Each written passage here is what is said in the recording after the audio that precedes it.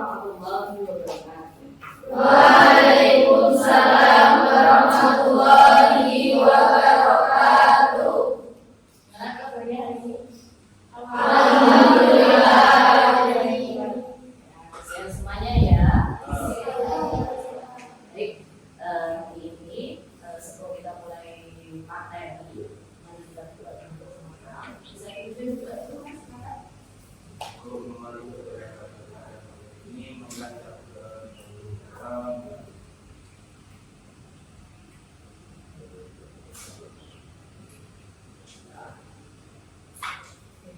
Amin.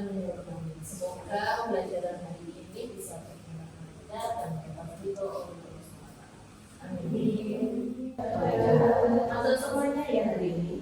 Ya. Tepuk tangan buat anda semuanya. Oke, untuk pembelajaran hari ini nanti kita akan membahas tentang ruang lingkup penilaian PAI. Masih ingat kemarin belajar apa saja ya? Tentang apa? Penilaian, pengukuran, dan juga evaluasi. Perlu bahwasanya agar lebih semangat lagi belajarnya, kita senang dulu bersama-sama ya. Sini. Sedikit ya nanti. Belum.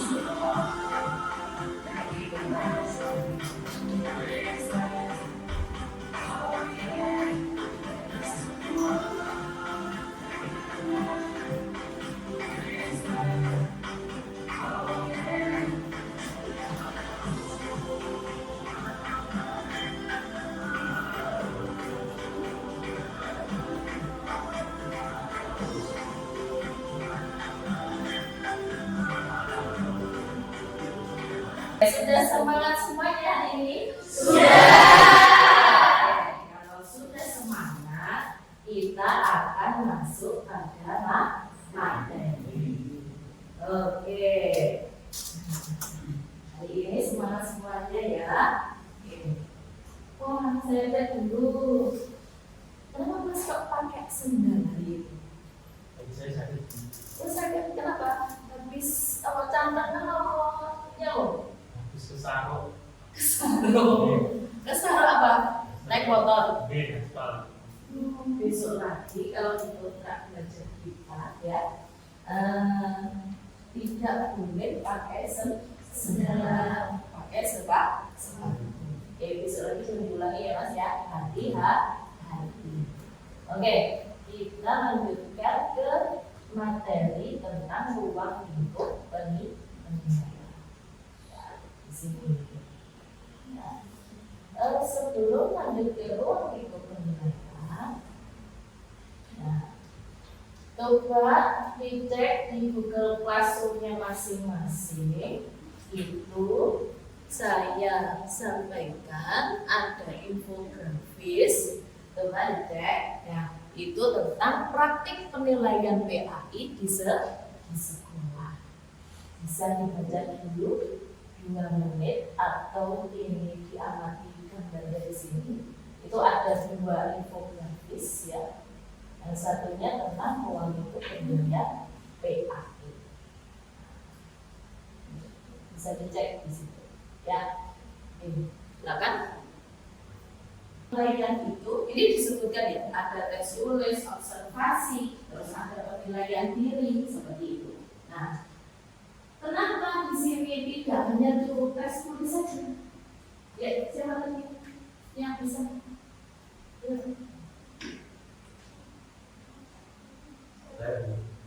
Oke. Karena anak itu bukan tidak hanya memiliki kemampuan intelektual saja, tapi juga memiliki kemampuan lain seperti menghafal, menari, dan lain-lain. Oke, sip. Tepuk tangan. Oke, itu. Jadi kaitannya dalam ruang lingkup penilaian PAP ini, nah, itu sebenarnya sama dengan apa? Ruang lingkup penilaian yang relatifnya. Nah, apa saja di sini ruang lingkupnya? Yang pertama itu ada ranah kompetensi sikap, yang kedua pengetahuan, dan yang ketiga ada keterampilan di sini. Ya, nah, di situ ada apa? Keterampilan. Sikap itu berkaitan dengan apa saja? Nanti akan dikupas satu-satu. Pengetahuan itu berkaitan dengan apa? Dikupas satu-satu. Keterampilan seperti apa? Nah, ini, nah, kenapa ketiga ini harus dilakukan secara berimbang? Itu karena untuk menentukan posisi relatifnya siswa ya terhadap standar yang telah ditetapkan. Jadi bukan karena oh ini pinter saja tidak, tapi punya perilaku yang baik gak sih? Seperti itu.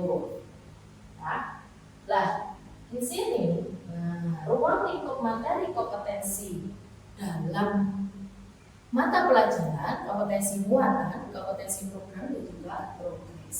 Sebenarnya, nah, kita bahas satu-satu. Terbentuknya, kok ini tahu bahwasanya ketika jenengan nanti jadi guru seperti itu. Oh, ini yang perlu diukur adalah sikapnya. Ini yang perlu diukur adalah pengetahuannya. Ini keterampilannya. Kita bahas satu-satu ini. Sebenarnya terbentuknya sikap itu dari mana sih? Terbentuknya sikap itu ada 3. Yang pertama itu adalah cognitive response, yang kedua affective response, dan yang ketiga itu adalah behavioral response. Seperti itu. Cognitive response itu berkaitan dengan apa? Cognitive response itu dengan berbuat baik kepada temannya itu karena tahu bahwasanya baik itu merupakan perilaku yang tahu pernah baca. Nah, itu dari apa? Cognitive response.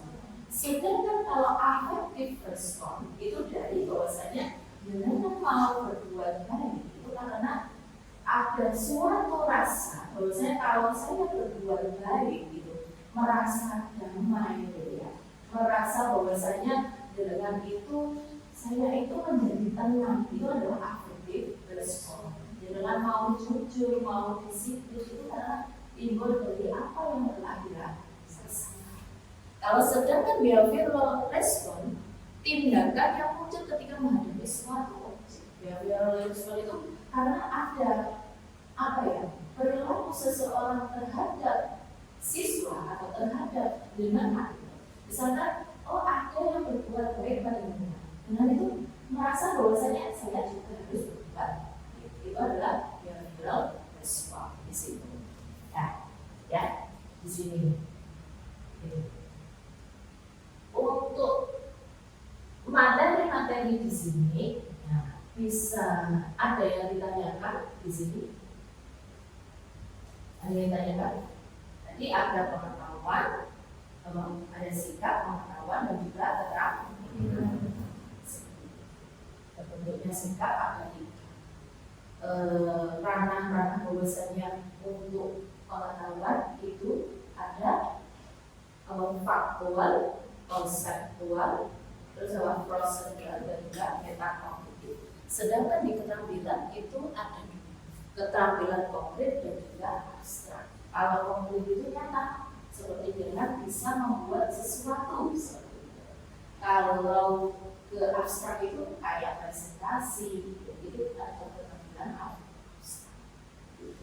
Oke, berikutnya kita bikin kelompok. Silakan membentuk kelompok.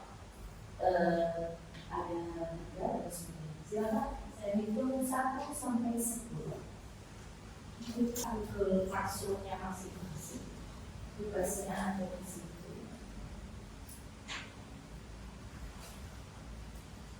Fungsi kelompok itu berkaitan dengan,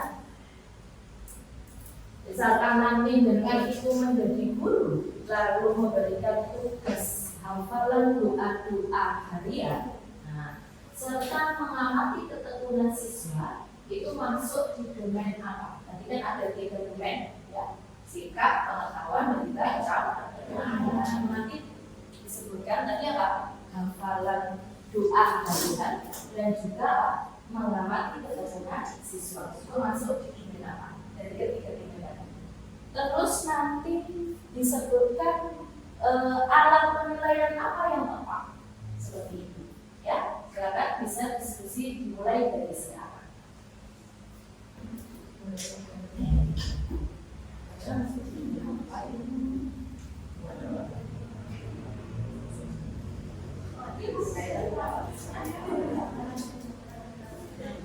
Itu masuk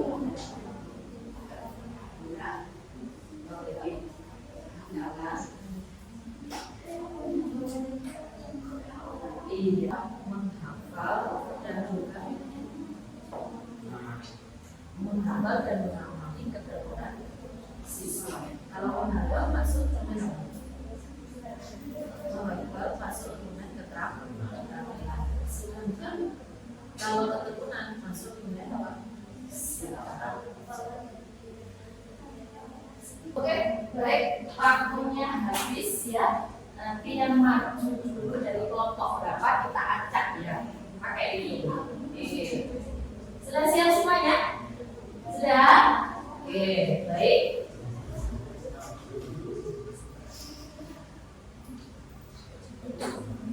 Oke, kelompok berapa ini? Kelompok 2. Ayo kelompok 2, silakan disampaikan. Oke, Mbak Zulaiha, silakan disampaikan.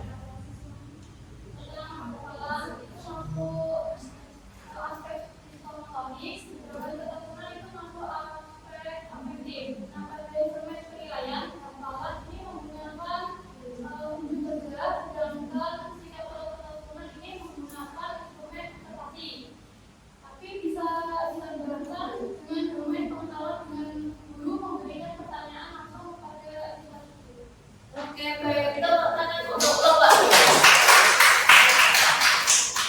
Baik, sekarang tadi sudah disampaikan dari kelompoknya masing-masing. Kita lanjutkan, silakan. Itu ada link, ya, link di situ di Google Class, silakan dibuka. Di situ silakan diisi tentang refleksinya. Jadi lihat ya di situ di Google Class-nya tentang refleksi. Sudah diisi ya, ini berkaitan dengan refleksi perkuliahan hari.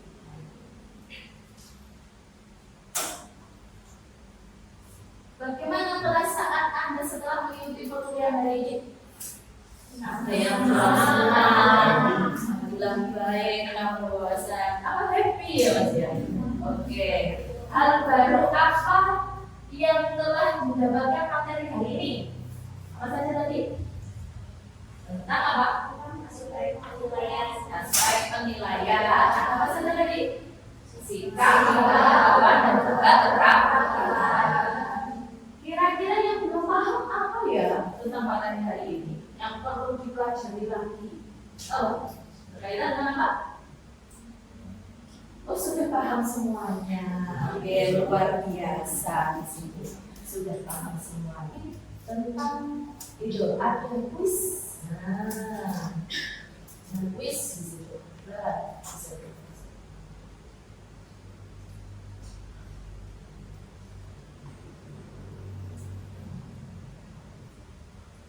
Sudah selesai semuanya? Nah, sudah ya? Oke, baik kita review dari kuis tersebut. Nah, misalkan nanti dengan jadi dulu, nah di situ ada indikator bahwanya siswa mampu memahami. Nah, memahami tentang surah Ad-Duha masuk domain mana? Memahami. Tapi yang jawab pengetahuan siapa aja? Iya.